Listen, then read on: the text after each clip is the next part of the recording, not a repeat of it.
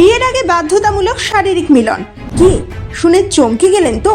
হ্যাঁ, এই নিয়মে প্রচলিত রয়েছে এক আদিবাসী সমাজে। জানেন কোথায় রয়েছে এমন আদিবাসী অধ্যুষিত এলাকা যেখানে কিনা বাবা মায়েরাই সমর্থন করেন ছেলে মেয়েদের শারীরিক মেলামেশায়? চলুন আজকের ভিডিওতে জেনে নেওয়া যাক বিস্তারিত।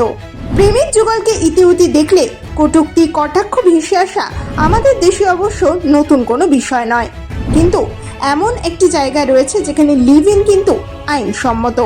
শুধু কি তাই, কম বয়সী ছেলে মেয়েদের ইচ্ছে পূরণের জন্য বাবা মায়েরাই রীতিমতো ভালোবেসে ছোট্ট কুটির বানিয়ে দেন। সকলের চোখের সামনেই মাথা উঁচু করে প্রেম করো, লিভ ইনেও নেই বিন্দু মাত্র আপত্তি। এই স্থানে প্রেম যৌনতার অবাধ স্বাধীনতা রয়েছে। বিবাহের আগে পছন্দের পুরুষকে পরখ করে নিতে লিভ ইনের অনুমতি দেন বাবা মায়েরা। কিছুদিন এক ছাদের তলায় থেকে যদি একে অপরের প্রতি সন্তুষ্ট হয় তবেই দুজনের বিয়ে দেওয়া হয়। আর লিভ ইনে যদি ঝামেলা হয়ে যায় কিংবা প্রেমিককে যদি পছন্দ না হয় তাহলে অবশ্য বিবাহ বাতিল। ফের নতুন করে কুঁড়ে ঘর বেঁধে ছেলে মেয়েদের জন্য লিভ ইনের ব্যবস্থা করে দেবেন অভিভাবকরাই। আপনি জানলে অবাক হবেন যে এই সবটাই কিন্তু হয়ে আসছে এক আদিবাসী অধ্যুষিত এলাকায়। প্রাপ্তবয়স্ক হলেই নিজেদের পছন্দের জীবন সঙ্গীকে বেছে নেওয়ার সম্পূর্ণ অধিকার রয়েছে মেয়েদের।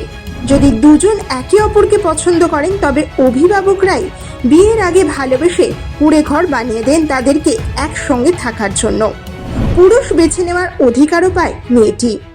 নিশ্চয়ই ভাবছেন এমন জায়গায় কোথায় রয়েছে? কম্বোডিয়ার উত্তর পূর্বের একটি দ্বীপে আদিবাসী গোষ্ঠী ক্রিয়াংদের বসবাস। ক্রিয়াং উপজাতিরা মনে করে সংসার পাততে গেলে নিখাদ ভালোবাসা দরকার। আজকালকার দিনে আধুনিক ছেলেমেয়েরা আগে মনের মানুষকে যাচাই করে নিয়ে তারপর বিয়ে করার বিষয়ে বিশ্বাস করেন। ঠিক তেমনভাবেই বহুদিন আগে থেকেই এই কনসেপ্টে বিশ্বাসী অবশ্য ক্রিয়াংয়ের মানুষজন।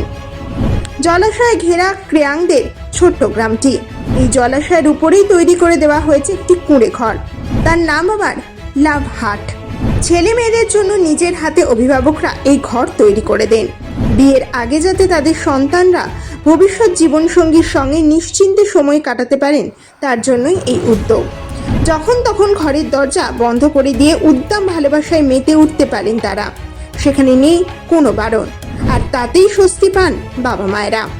প্রেমিক প্রেমিকা যত রোমান্টিক হবে মজবুত হবে তাদের সংসার, এমন ধারণায় বিশ্বাসী ক্রিয়াংদের। কম্বোডিয়ার এই দ্বীপে পর্যটকরা যান। তারা জানেন যে সেখানে লাভ হাট রয়েছে। ওই দ্বীপে এখনো পর্যন্ত বিদ্যুৎ পৌঁছয়নি। সন্ধে হলেই দ্বীপের আলো জ্বলে ওঠে প্রত্যেকটি ঘরে। এমনই আলো আধারের পরিবেশে মিলনে লিপ্ত হন প্রেমিক প্রেমিকারা। না, কপোতীদের প্রেমে অবশ্য খুব একটা কেউ ব্যাঘাত ঘটান না। জানলে অবাক হবেন এই গ্রামে কোনো দিন ধর্ষণের ঘটনা ঘটেনি। যৌন নির্যাতন শব্দটা অবশ্য তাদের ডিকশনারিতে নেই। শারীরিকভাবে এখনো পর্যন্ত কোনো মেয়েকে হেনস্থার শিকার কখনো হতে হয় না।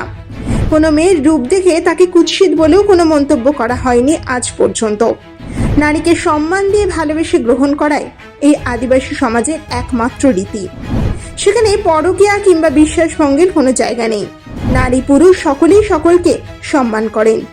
এখানকার গ্রামের মেয়েরা সুরক্ষিত আর নিরাপদভাবেই জীবন কাটায়। টিমটিমে মোমবাতির আলোয় সমগ্র এলাকা যেন এক মায়াবী পরিবেশ। প্রেমের পরীক্ষায় একে অপরের কাছে পাশ করতে পারলেই বিবাহ দিয়ে দেওয়া হয় পাত্রপাত্রীর। আপনারা জানান আপনাদের কেমন লাগলো আজকের এই ভিডিওটি। এরকম আরও অনেক ইন্টারেস্টিং তথ্য জানার জন্য অবশ্যই লাইক করে সাবস্ক্রাইব করুন আমাদের পেজটিকে।